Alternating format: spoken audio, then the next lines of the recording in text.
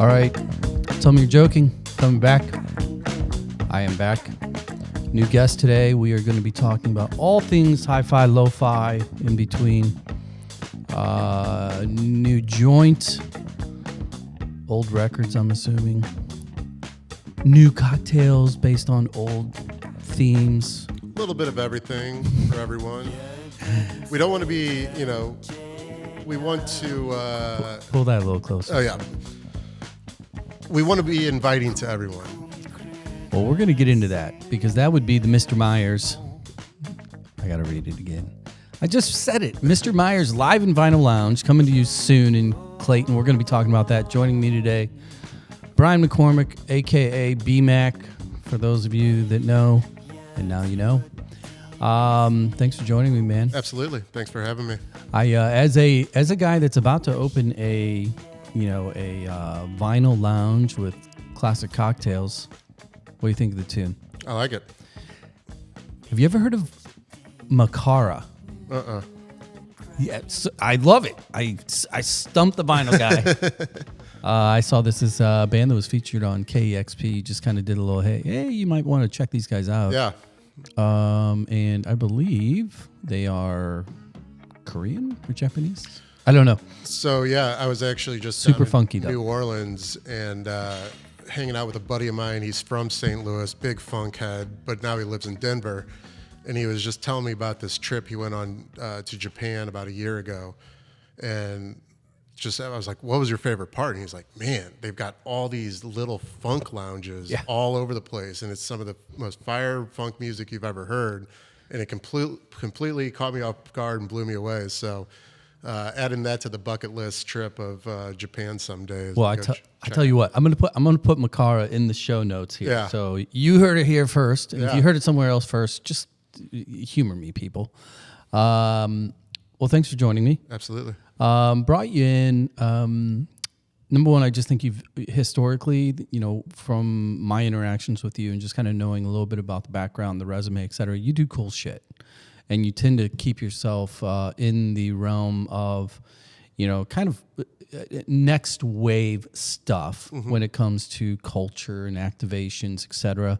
So in order to kind of like set the table a little bit for the listener, let's just go back a little bit. Let's go to, what probably cut your teeth largely in this market, and that's the Red Bull days. Yeah, well, even before that, Old Rock House. I was the talent buyer there for 6 years, and I was always into music growing up as a kid, and knew I wanted to work in the industry at like 16, 17 years old. I was starting to get into a lot of live music at that point, and I ended up going to the University of Montana in Missoula just to go ski, and it turns out that they were currently building one of the top music business programs in the country.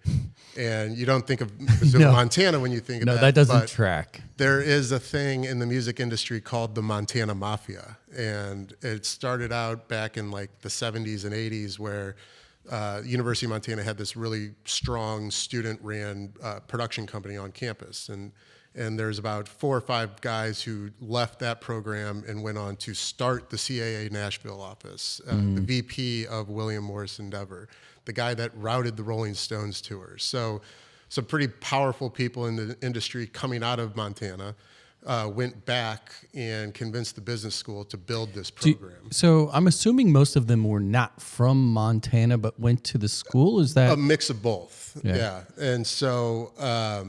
another guy started the Paradigm office in Nashville. So big Nashville contingency there. But so my sophomore and junior year of college, my classes for this program were on Friday night, Saturday all day, Sunday all day. And the reason was because they were flying in professionals from all over the country to teach this crash course in entertainment. That's so funny. Yeah. That's one of those like little wrinkles that kind of makes the wheels spin in this particular industry, because most people are going to say, okay, if you're pop, you're in LA. If you're in hip hop, you're in New York or whatever, Nashville country. Yeah. But the reality is there's these little hubs that have these niches or maybe more brain trust They're these swells of that talent. that then kind of permeate the market and do go to the major cities. Athens, Georgia is another one Bingo. that is a really good example. A lot of top guys in the industry came out of that program there. University of Iowa in Iowa City is another one I know quite a few people that came out of that one. So yeah, and that program propelled me to come back to St. Louis because, as you can imagine, isolated in the middle of the Rocky Mountains in the northwest part, where the closest routing is Seattle 8 hours to the west, or Minneapolis 12 hours to the east, there wasn't a lot of concert traffic coming through. So came back here to finish up at Webster. And nobody's going north. No, not really. Not unless you're going to Banff, but I don't think so. Yeah. So came back here, finished up at Webster, and at the time, Webster's jazz program had a ridiculous class of musicians like Ryan Marquez, Pete Lombardo, Larry, Nick Savage, just all these guys who are still playing the market right now at a high level. And so I started getting my teeth cut booking those guys and convincing John Johnson at the Oyster Bar to let me put a room together or a bill together. Lucas Schoolhouse was open at that point. Started doing some stuff there. Graduated to regional acts and then eventually up to national acts. And that was about the time I graduated and came on board to the old Rock House and was there from about 2010 to 2016. Yeah. And we were doing 250 shows a year.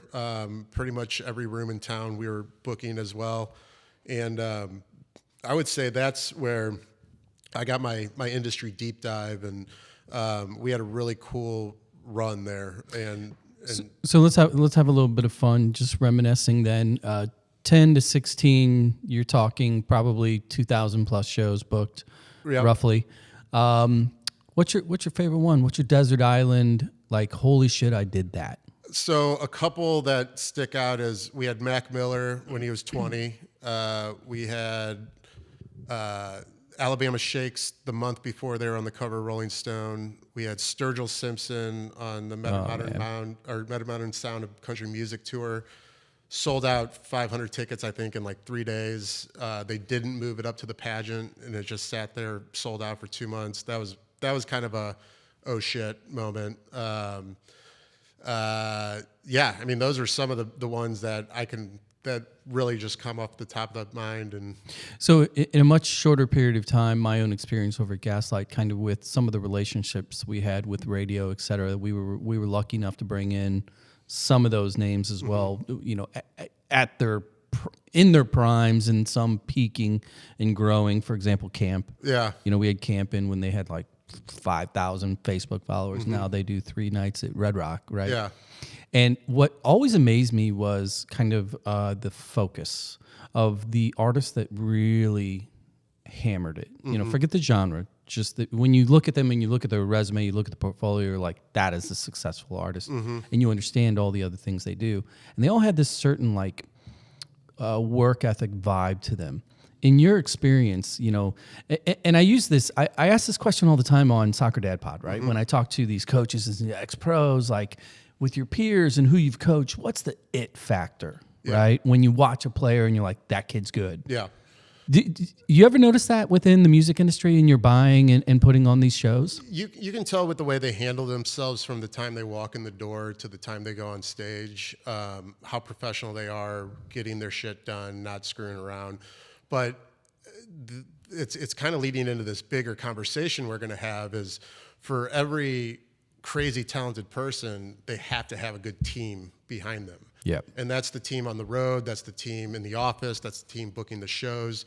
Because, you know, an artist, if you can get the artist to focus on their art and you have a good team around you that can focus on the strategy, how to reach your audience authentically, where your audience is and all that, then you've got the recipe for meteoric success. And I think that's like what you saw with Sturgill. His first show we booked here as well, which was at the Gramophone, and I think Rue and I talked about it was like 12 people showed up on a Sunday night. And then he signed on with Jonathan Levine, who is a notorious agent for growing artists. And that's when you saw the steps go into place. Yeah. And they sold out that old Rock House show so quickly, and they knew they wanted to stay and play that 500 level show and create that demand in the market. Smart. And then the next play, he sold out the Fox in the market. So, it's how, it's the it factor. It is the artist. The guys that are good at, or the people who are good at seeking talent can hear it just like that. Well, it's so funny because, again, I'm going to run the comparison between soccer and music is, what you're talking about.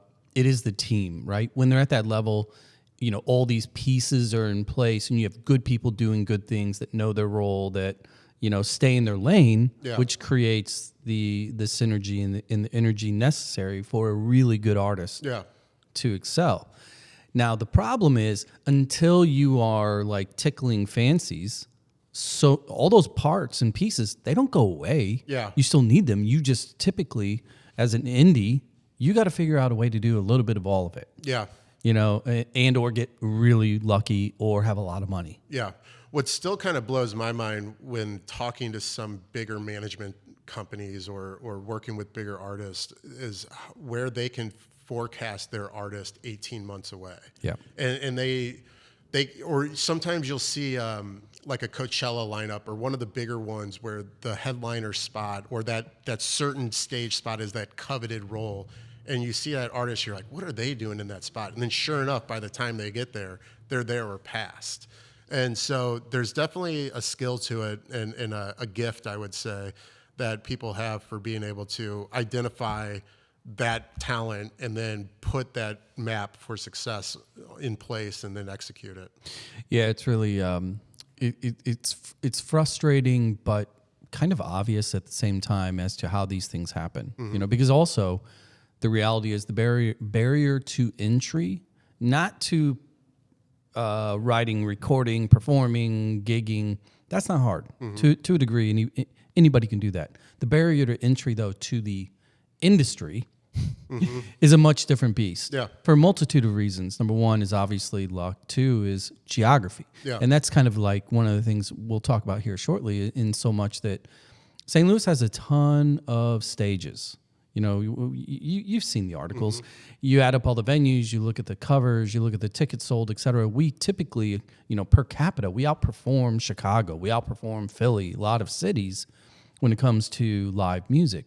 But institutionally, industry-wise, huge gaps. Yeah. So we'll talk about that in a little bit. What I want to talk about first is the new venture coming down the pipe in Clayton, a.k.a. STL West, Mr. Meyer's Live and Vinyl Lounge. Let's start with the obvious question. Why? So, so it's a two-part why. So from the idea of bringing a lounge like this, that started probably in 2022. 2023. At the time, I was working in the cannabis industry, and we had a corporate office or a corporate apartment in Kansas City in the Power and Light District. So I spent like 60 days in KC that year. And it was an 8-minute walk from Green Lady Lounge. And I don't know if you've ever been there. I know of it. Super vibey, all original Kansas City jazz lounge, shotgun building, 2 levels. And so I spent many a night there, just because I love the vibe, love the music, and it was just a really good melting pot of young, diverse people. And I was sitting there thinking, and having conversations with people who were also in from St. Louis, like, why doesn't St. Louis have something like this? A very approachable space. You don't have to be a jazz fan to enjoy your time there. Just a really good hang. And so went there many a times. That same spring, I went over to Europe, and first stop was in Berlin, and on a Monday night went out and checked out the A-Train in Berlin and a couple other of the more famous jazz clubs there. And Monday night, and every place was just packed with college kids. It was all Gen Z, and I was like, what the hell is going on here? And typically, back in my music booking days, like if you were to see a trend like that happening in Europe, you could count on it. It's coming. It's making its way, whether that be 5-10 years down the line. And so that stuck in my head. And so that fall, my partner and I, Matt Longville, and I were heading down to Nashville to go see a Fish show. And we were talking about, I was telling him about the places in Europe, and the Green Lady Lounge is one of his favorite places as well, especially as a bar owner. And we started talking about like what could this space look like in St. Louis? Where would it be? What kind of programming would we have? Yada yada yada. So that was kind of the birth of Mr. Meyer's becoming an idea that could happen. On the music side of it, with the house band inspiration, that goes back to 2018. And that's when I was working for Red Bull Music. And they moved me from St. Louis to Minneapolis. And this was a year after Prince passed away. Justin Vernon and the Desner Brothers were doing their Eau Claire Festival up there at that time, which was a pretty dynamic new approach to booking a festival.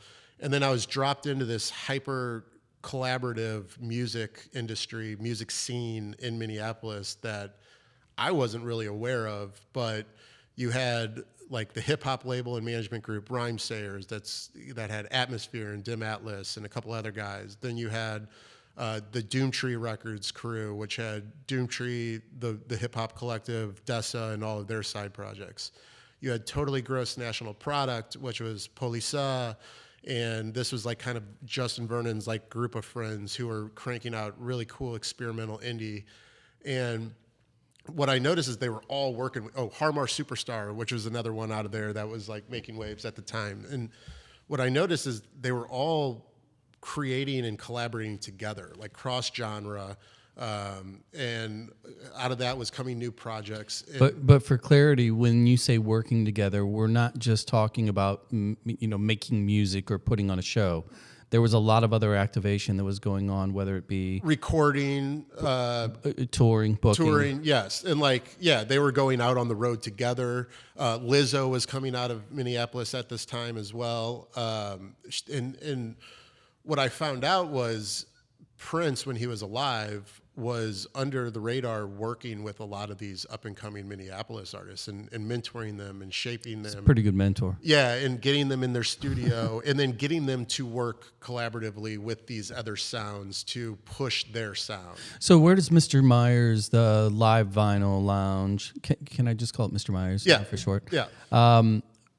How do you view or envision the space as it pertains to, you talk about the potential of house band? Are you talking about a singular kind of like an anchor? Are you looking at a consortium, or is the vinyl part? Because I mean, obviously, DJs and spinning records is back. Yeah.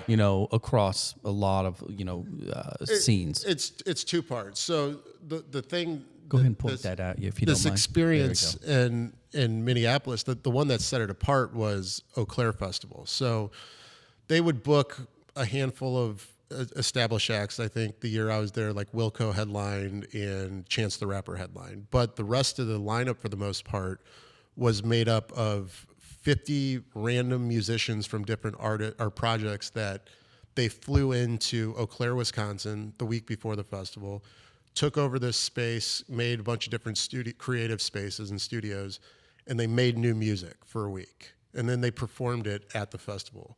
So they were taking this new approach to creating and commercializing music based on this creative collaboration and creative engine that they were putting together. And so the result was, I was blown away by music for the whole weekend, and it was the first time hearing it. Okay, so let me dig into that a little bit, because obviously you've spent your career up to this point, from college on, and I'm assuming as a kid, loving music, having a particular taste, or an elevated taste in music. I mean, you knew a lot of the B-sides, right?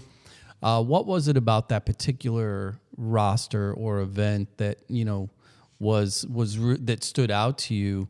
Beyond the music? Was it vibe? Was it just kind of the organizational structure or the intent? It was the intent, and then the final product. And I think the one that really blew me away was Big Red Machine, which was the side project with Justin Vernon, the Desner Brothers, and then a couple of guys from Bon Iver, and then the National as well. and they performed an entire album in its entirety that they created that week prior to this festival. And so took that was inspired by that and started thinking, like, how does this translate? Because at the time, and currently, St. Louis has this crazy pool of talent. And a lot of them are making their bread by playing tribute acts, playing the wedding gigs. And I would say the original music has been taking kind of a back seat, or, dedicated to special album releases, or what, finding that right formula for not playing the market too many times, and still being able to move tickets and not wearing the fans down. So this idea kind of sat in the back of my head for a handful of years. So where does Mr. Myers come into the mix? How do you view that as a tool / mechanism to kind of engage this new optical passion, love affair for this format? Where do the two cross paths? So my idea was, how do I get the musicians in my head that I think could pull this off, that have that improv or that creative songwriting ability, and how can I give them a platform to where we can pay them enough money and give them the resources to just create and then capture it.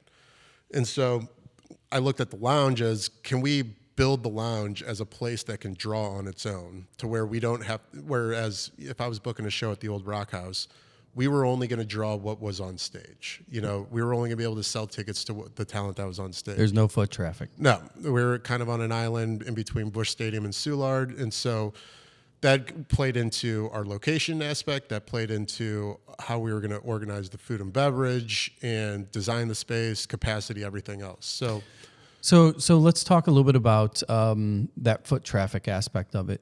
My question to you is in the location. You chose Clayton. You're down, I think it was Merrimack, correct? Yep, in the old Miso underground space. Okay, so for those of us around here, including yourself, historically, when we think of Clayton, we think of a little bit more sterile. We think of a little bit more corporate. We think of Herbie's, right? Yep. Whereas the edgier aspects of the things that we cut our teeth on and or have loved in the past have been Old Rock House, have been off Broadway, more dingy, neighborhoody, etc. I think I know the answer, but talk about why Clayton. Yeah, so we considered multiple neighborhoods, a handful in the city, a handful in the Central Corridor. And what attracted us to Clayton was the momentum in businesses moving their headquarters downtown. There is already 2 multifamilies that have been built and occupied that we share an alley with, and there's a third being built. So the population density, the work play, like this is where I see the work, live, play model happening quicker than other places where they're trying to do that around the city.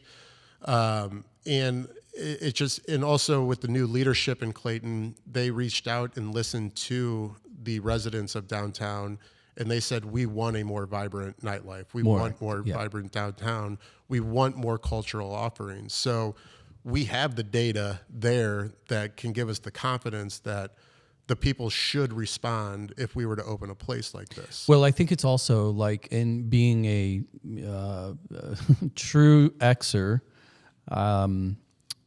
there's also the factor as it pertains to drinking consumption, as well as the economy and the ability to go and do that, right? Yeah. Comparing and contrasting. I have a 20-year-old turning 21. He's down in Nashville, and he's so excited for 21st birthday. And then he jokingly said to me, he's like, "It's great, turn 21, can't afford it." Yeah. Right? Whereas, I live in Webster, and your buddy Matt recently opened Off Elm, a true cocktail-style bar, starting to dial in the vibe and everything else. We're talking 10, 12, 14, 16, $18 cocktails. And that's not that Z market for the most part. Yeah. How much of that came into the strategy or the conversations? Because Clayton, obviously, you've got a median income that's going to be higher. Was that part of the strategy as well? Part of trying, like getting people to open up their wallets and spend money like that. Essentially, that's what we're trying to do. We're trying to convince you to spend your, discretionary income on what we're providing. That's a hard thing to do when they have so many things to do. So part of it has to do with probably a higher medium income clientele. We're not going to probably be comparative to that $16, $17 cocktail. Like, again, we want it to be very approachable. I think Clayton needs more places like that. If they want to have a more vibrant scene, you have to have some mix in your offerings there. But I quit drinking over 2 years ago. That's a personal change I made. And so for me, when I go out still, it's a challenge to find good options outside of just sparkling water. Well, so you know these guys, and they're some of my best friends over there at Amsterdam Tavern, the crew over there. Year over year over year, soccer becomes more and more popular. Their head count goes up and up and up, but the sales are flat to low and right. Yeah. Because there's a demographic change in consumption habits as well as obviously just the expense itself. Right. So when you personally, if you have stepped out of alcohol, and feel free to not answer, are you seeing kind of a push towards THCs? Are you looking at more premium pricing on non-alcoholic options, or all of the above? Because there is fewer old school Busch Light shot and beer drinkers. Yeah, no, and I'll typically seek out something that may look interesting and tasty and have one or two of those, and then move back to my sparkling water. But what we're going to offer so the data shows that alcohol sales are 30% down across the board, and non-alcohol sales and THC sales are up 30%. So we are going to, let's say we have 32 menu items on our drink menu. We'll probably have 8 offerings of wine, 8 cocktails, 8 beers, and then 8 NA. So it's going to be pretty even. We're going to have some elevated options that are your, black and blueberry spritz that's non-alcoholic, but you can also get, like, I found this like watermelon water in a can out of Venice Beach, California, that I was drinking out in LA. That was delicious. Like, we'll try to have some offerings that you can't just get at the store, or a Coke or a Sprite. So then the question is, because we both know the overhead when it comes to providing live music can get pricey fast. If you are kind of anticipating a blend of consumers when it comes to spending on a can of water versus a bourbon, when it comes to the music, will there be kind of an expectation of a cover or a music charge on the tab? How are you approaching that up front, or? So this will lead into the programming on the music side. So we'll be open 4 to 6 for happy hour. Clayton has a pretty high demand for happy hour there. That's going to be no cover. We're going to do in-house spins from the vinyl selection, real low key, come in, get some snacks, get a couple of drinks. And then we'll have 2 ticketed seatings, one at 6 o'clock and one at 8 o'clock. And those will be $10. You buy a ticket for your seating. It doesn't guarantee you an actual seat, but it guarantees you a seat, if that makes sense. So you won't be buying table 3, 1. There's 125 covers. You're one of 125. Exactly, and you'll be guaranteed a seat. You show up, you sit down. You'll have a half hour to get situated, order your food and drink, and then we'll have a live set from the band, whether it be the trio, quartet, quintet, whatever it might be, from 6:30 to 7:30. Yeah. Close out, clear the room for 30 minutes. Next seating at 8 o'clock, same thing. Everyone buys the $10 ticket, and then that goes from 8 to 10. There you can either stay into the late night vinyl sets, which will be local DJs, and then that also opens up back free to the public for the DJ vinyl sets. So it's pseudo speakeasy, yes. Yeah. Kind of like you're kind of it's a hybrid. It's a hybrid for sure. Okay. And it's taking these hi-fi lounges that you're seeing pop up that's were very popular in Japan and in London. Now you're seeing like Dante's Hi-Fi in Miami. We had Takashima here back in the day. Yep. And then taking that jazz lounge music discovery element and blending them together. I got it, man. Yeah. Can I get on the list? Yeah. Depends on how many downloads we get, right? All right, here's what we're going to do. B-Mac, we're going to come right back. We're going to talk a little bit more about the music side, dig into some of these new ideas that you've had percolating, and actually that you put on paper and sent to me, and I'm like, fuck yeah, let's talk about that too. We're going to take a quick break, come back. We're going to talk about music industry beyond gigging, people. So stick around. We'll talk more on the flip side. See you in a second.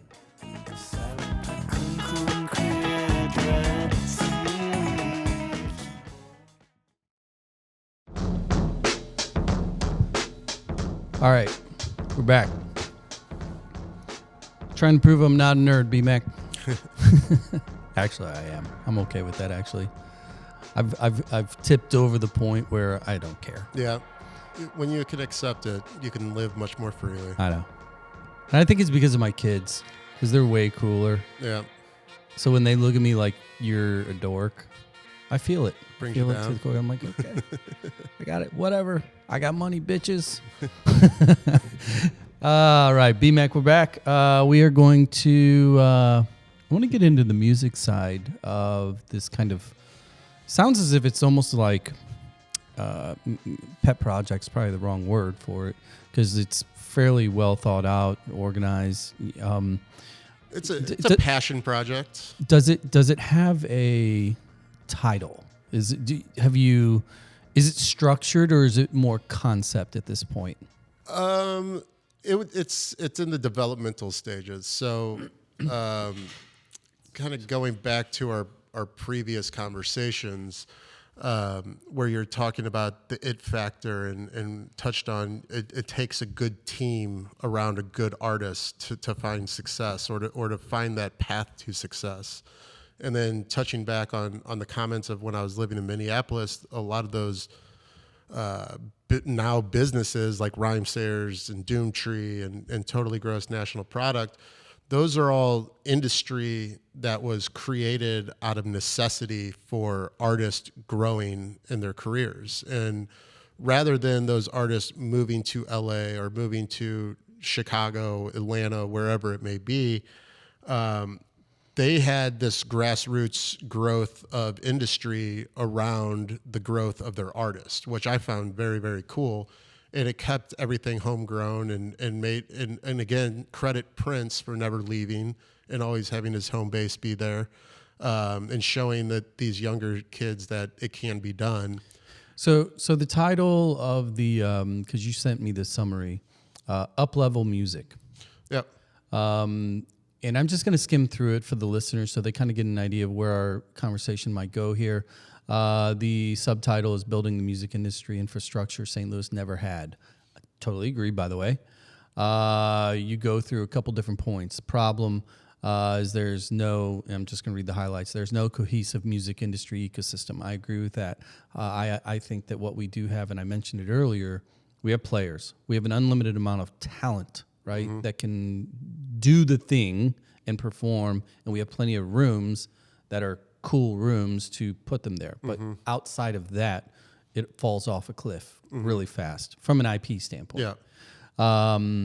The opportunity is so much that everything that we just talked about that is not here, that is the opportunity because there's a gap in the market. Be it touring agencies, could be PR agencies, could be publishing, sync, like just conduits more than anything, right? You have a mission, you've got a vision for it. Positioning, up-level music is not, and this is where I want to start. Your words, up-level music is not, a label, a management company, a traditional nonprofit or arts organization. Up-level music is a music industry incubator and workforce development platform. Sitting at the intersection of artist development, job creation, cultural infrastructure. I'm just going to hit pause on my mouth here. Yep. Summarize that for me. So I'm going to tie it back to experience. Go ahead and point that over. Yep. So thanks. St. Louis has an industry.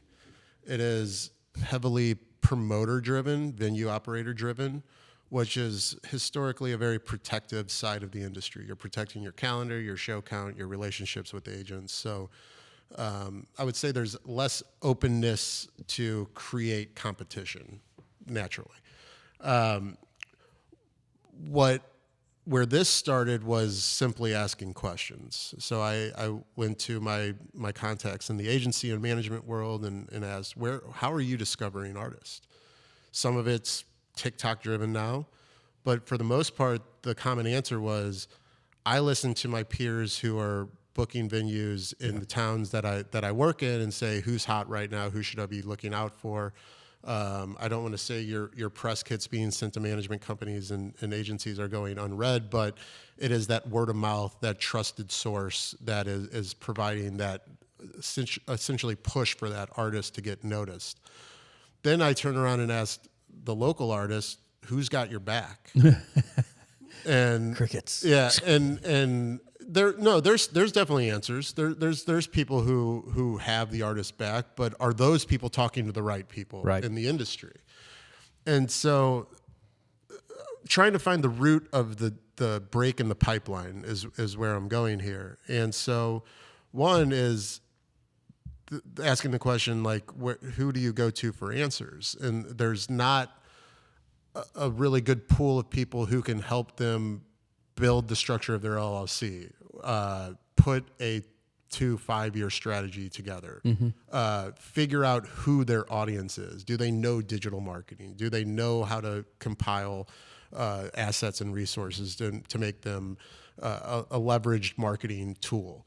And then having conversations with Chris Hansen over the last 6 years, whether I be on the brand side and how we could provide from a financial standpoint, or from a peer side to where we're how can we work together to fill the gaps that Kranzberg is trying to fill, but they can't do it all. Correct. And so that's where, through these conversations, the idea of this incubator came to mind. And so the house band, if we can grow it artistically, let them focus on the art, focus them on creating new sounds, and it builds an audience in this little ecosystem of the lounge.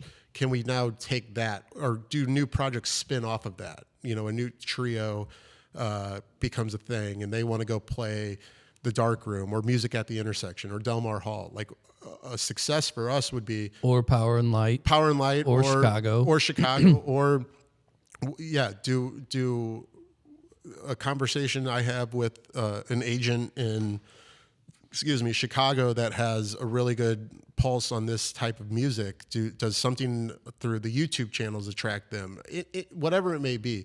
The goal is to look with a broader lens in the future of St. Louis. And if the lounge can help them artistically grow, we're going to need to build that support system around them to help them grow as career artists. So let me ask more of a strategic / it's really kind of a genre focused question, because what you're talking about are really, these are rhythm section hammers. These are jazz trained, SIUE, Webster. These are top-notch artists that you're bringing in as a duo, trio, etc., creating largely what would be experimental music that would largely be jazzy, vibey, loungy, right? But the mechanisms that you're talking about really are kind of genre agnostic. You're talking about helping people with LLCs, helping them with their press kits, helping them get touring, etc. Do you envision this being kind of like, use the beta through the house, right? Build the infrastructure, figure out what does and doesn't work, because it is a genre that is not a highly capitalized genre. Yeah. Right? Well, and these jazz-trained artists are the ones who go out and play as the backing musicians in pop bands. Like, bingo. I was in LA last month, and we went to this jam at the Gold Digger studio called Very Good Mondays, and you never know who's going to be on stage until you show up. And we go up, and it's this trio. They're playing some of the nastiest improv funk I've ever heard. And so the bass player is like this 6'7" Russian guy. I look him up. He's Usher's bass player. Look up the keys player. He's Toto's keys player. Yeah. And then look up the drummer. He's Tony Braxton's drummer. And then they're just sitting here playing some of the best music I've ever heard. So I would say we are rooted in the foundation of jazz, but they have creative control of their nights where they can go. But we typically export that talent. Yeah. And it's largely due to the fact that we don't have infrastructure that's sticky enough, that doesn't monetize fast enough for them to be able to stay here and be real artists without, and able to pay their bills without gigging 2, 3, 4, 5 times a week. Totally. So talk to me then about what do you envision like your own Rolodex? Because you got a brilliant Rolodex, a lot of agencies, agents, etc. What are you really hoping to accomplish in what period of time when it comes to, hey, this is what I've done, whatever that is, and what do you envision the potential ask to be? Because at the end of the day, it's an industry you're connecting. Yeah, and so here's the perfect vision. So we build this incubator. We're already bringing on a day-to-day manager to manage the house band. It's going to be 30 guys or 30 people. That's a lot of communication. That's a lot of scheduling. They're going to be able to rehearse in our space on closed hours. So there's going to be scheduling of that, making sure everyone's paid on time, et cetera, all the logistics of that. So we're building a day-to-day manager role that I don't know has ever really existed outside of a handful of roles in St. Louis. We're going to have a publicity arm that's going to be able to tell their story to the different publications, both locally and nationally. We're going to have a digital marketing specialist that's going to help them build a content strategy plan. And whether that's just for the house band or for them individually, they're going to be hands-on in that approach. So what we're talking about potentially, if we split this off the lounge into its own entity, bringing in a handful of people to work as a team on this artist. And then I don't see us closing the door to artists outside of the house band. So like, let's say we bring in like a Sir Eddie, just throwing him out as an artist who's on a good trajectory. Yeah. If we bring him into the incubator, then we can bring on another team of people that are working on his project. So true up for me, the difference between when you talk about helping an artist versus a pool of 30 artists, and you talk about helping the artist, how does that dissect down into, because most people when they think of a label or management company helping an artist, they think of a singular person or a band, and they have an EP or songs, and they're like, okay, let's make these, put them out, make you grow, and you tour. You're not touring 30 people. So what would that look like? If this were to grow into, let's say, the Mr. Meyer's house band touring entity, if it grows enough traction through its YouTube performance, through its release, we're going to capture every recording as well. We'll probably do an annual release kind of thing. If we can grow the audience outside of St. Louis, then we have, let's call it like the elite level band that could maybe do 4 runs a year. Yeah. Play some festivals like Whitaker Music Festival, Maddie, et cetera. Then you have the house band as like the developmental feeder. Think of it like a farm system. Yeah. That's our perfect world. And then these people who are working on the teams, if we can grow this to where they're going, and we're encouraging music industry entrepreneurship where maybe they go start their own management company out of this. And when we use this management or this incubator core as a feeder system into those, we start creating this sustainability where we keep the artists, keep the money in St. Louis, keep the jobs in St. Louis, and have a place where people can start their careers here. We're not looking to become, Third Man Record or, a major company out of the gate. We're looking to try to foster some of that activity here instead of, John Metz is a good friend of mine. He was a talent by here for a long time. Just moved to Nashville. Did he really? Yeah. Damn. Yeah. Another one bites the dust. Another one. So yeah. Is he staying in industry? Yeah, he's booking the Exit Inn and the Neighborhood Theater. Are you kidding me? Yeah. My son just played there not too long ago. Really? Small world, man. Yeah. Us St. Louis folk, we're everywhere. Yep. So let me keep the questioning going along these lines. So let me throw a hypothetical, and actually it's not even a hypothetical, it's a real person, and I love this artist.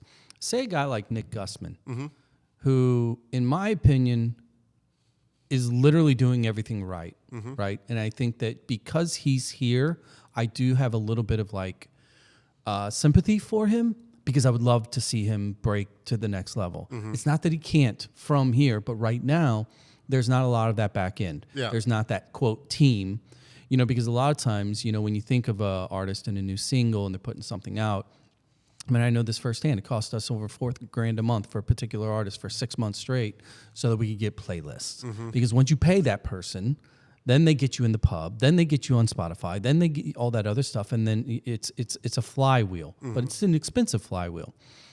And I had to go out of market to find those people.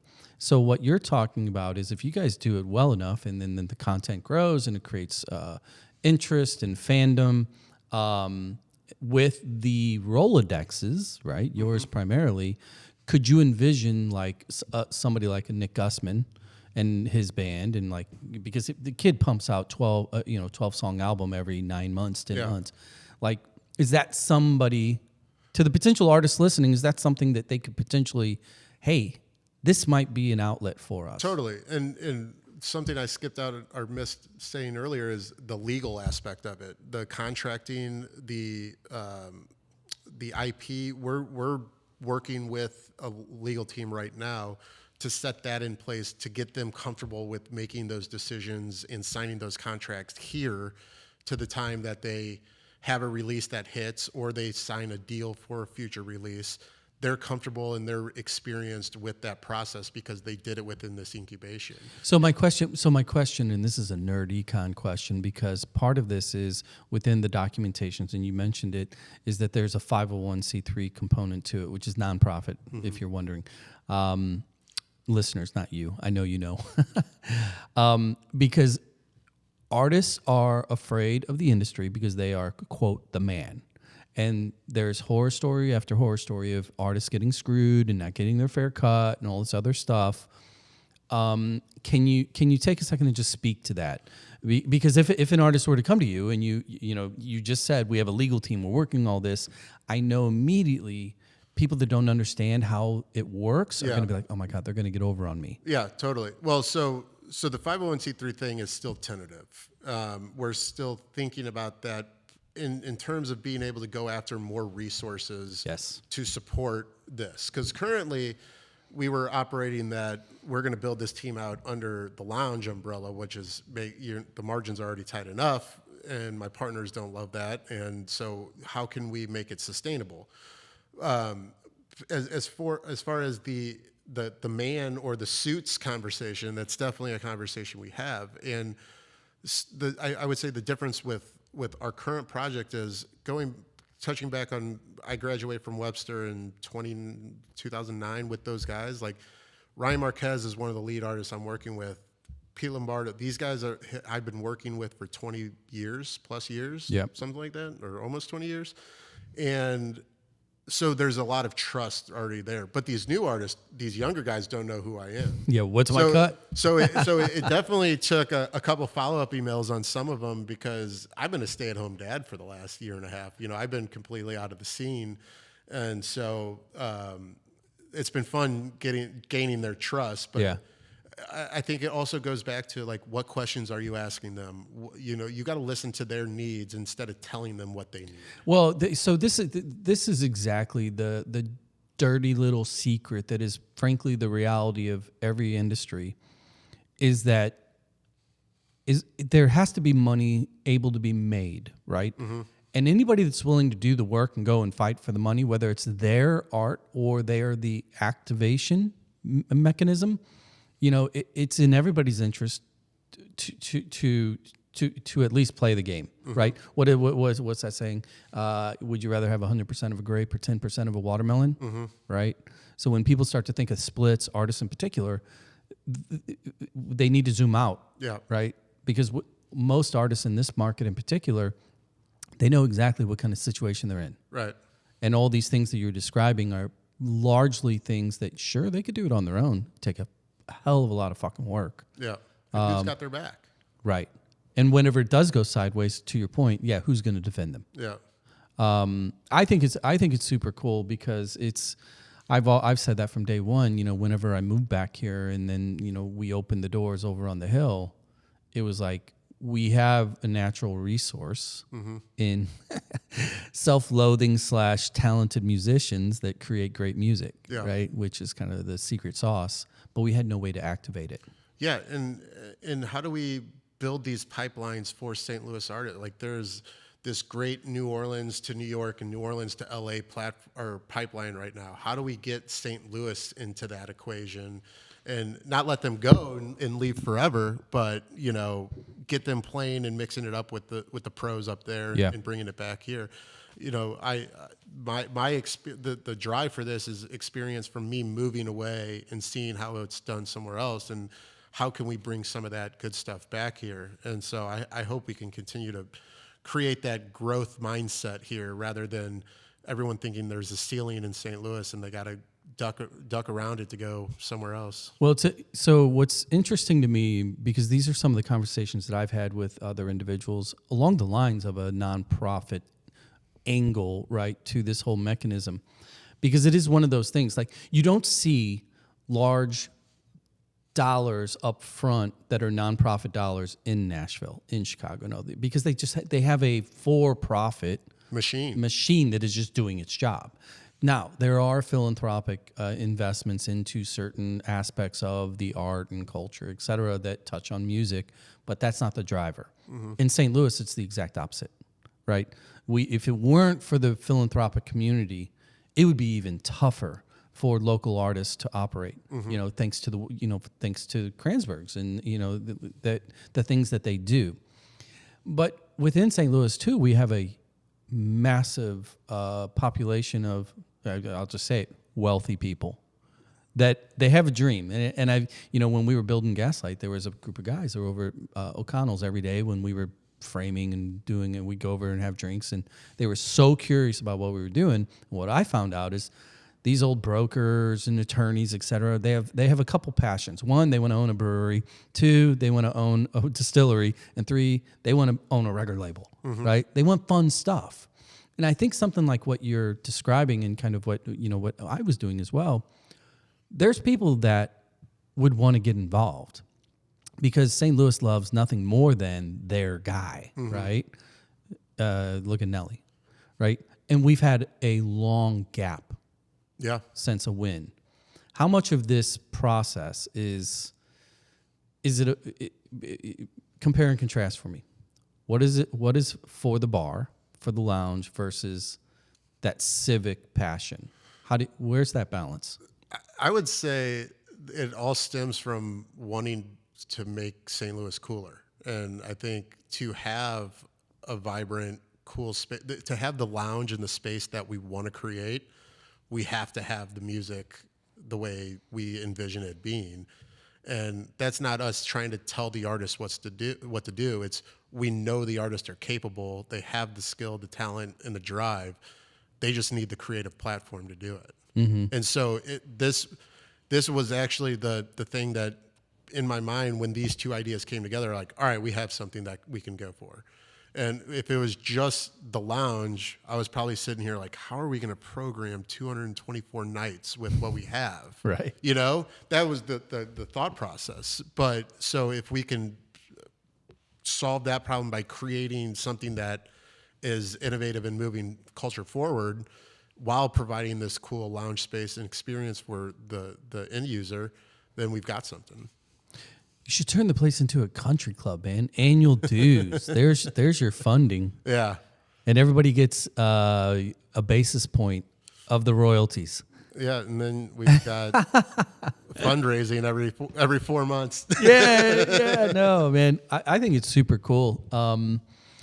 So let's. You open the doors eventually. Summerish, I believe, was the time frame. You've been in the game a long time. So has Matt. What's your six? What are you watching out for? What are you kind of protecting for to make sure this thing is kind of clicking out of the gate? The positive thing is we have a tremendous amount of support from the Clayton government and the people. The response so far after announcing has been very, very positive, which is reinforcing.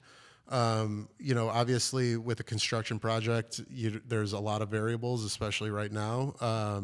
So we're just trying to make sure we're doing our due diligence every step of the way to where we know the right way to do things, and we're going to make sure we do it that way.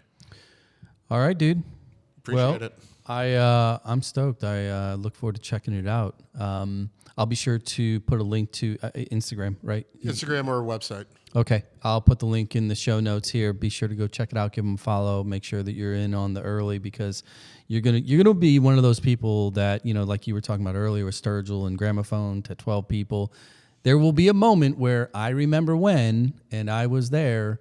Those are the memories I love the most. I truly believe we have future Grammy winners in this market that you'll see on this stage. So, well, you heard it here. Maybe not first, but you heard it here too. Tell me you're joking. I appreciate all of you guys listening. B-Mac, Brian McCormac, congratulations on the next step. Thank you, sir. Look forward to checking it out. For those of you that made it this far, like, review, follow, share, all free. You know the deal. Low self-esteem. Help me out. Till next time. See ya. Later.